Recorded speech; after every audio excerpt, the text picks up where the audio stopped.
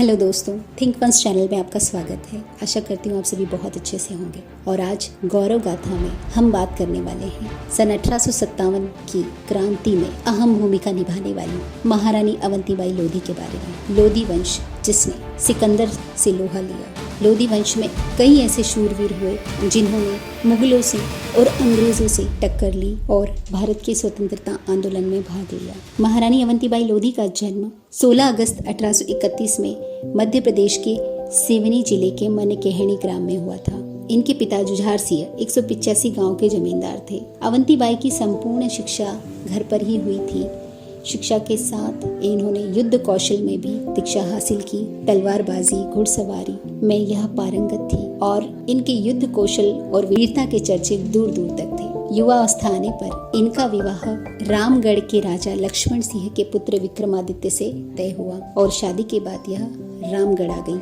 लक्ष्मण सिंह ने 33 वर्ष तक राजकार्य संभाला। सन 1850 में उनका देहावसान हो गया। इसके पश्चात रामगढ़ की बागडोर उनके पुत्र विक्रमादित्य ने संभाली। विक्रमादित्य का मन राजकार्यों से ज्यादा धार्मिक कार्यों में लगता था। यही कारण था कि राज्य के सारे निर्णय अवंतीबाई ही करती थी। उनके पुत्र अमर सिंह व शेर सिंह छोटे ही थे कि विक्रमादित्य मानसिक रूप से विक्षिप्त हो गए।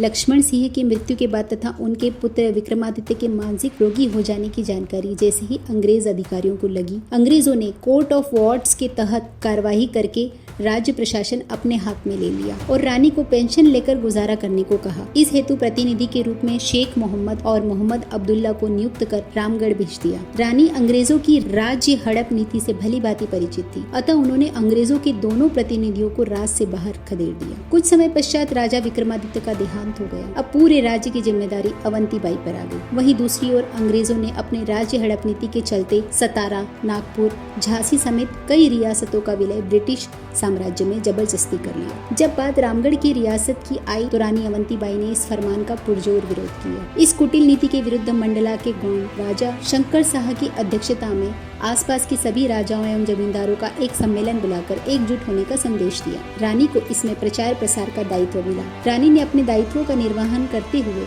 पड़ोसी राज्य के राजाओं एवं जमींदारों को पत्र के साथ कांच की चूड़ियां भिजवाई और पत्र में लिखा, देश की रक्षा के लिए या तो कमर कस लो या कांच की चूड़ियां पहनकर बैठो। तुम्हें अपनी धर्म ईमान की सौगंध है।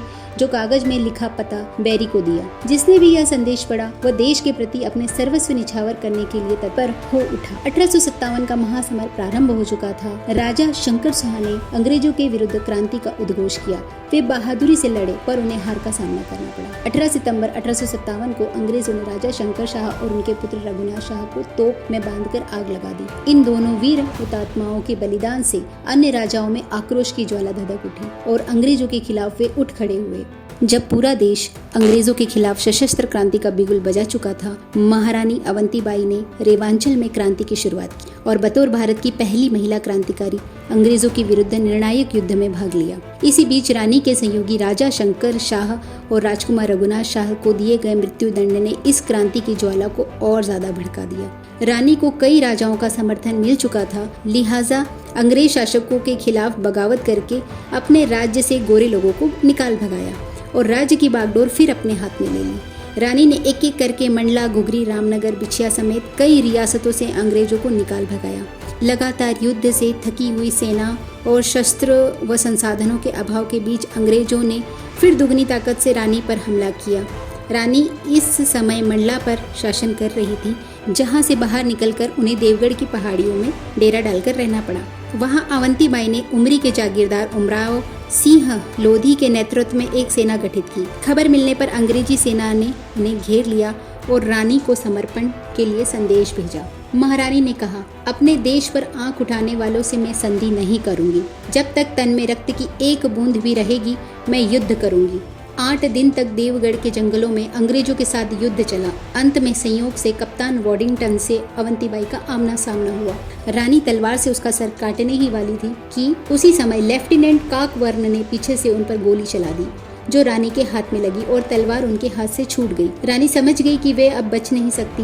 उन्होंने इशारे से सामने खड़े उमराव सिंह से तलवार मांगी। उमराव सिंह ने उनका इशारा समझ लिया पर उन्होंने तलवार देने से मना किया। रानी ने कहा, भैया, रानी दुर्गावती ने शपथ ली थी, शत्रुओं को शरीर न छूने देंगे। मुझे भी उसी परंपरा का निर्वहन करना है। मैं जीते जी इन दरिंदों के हाथ नहीं आऊंगी।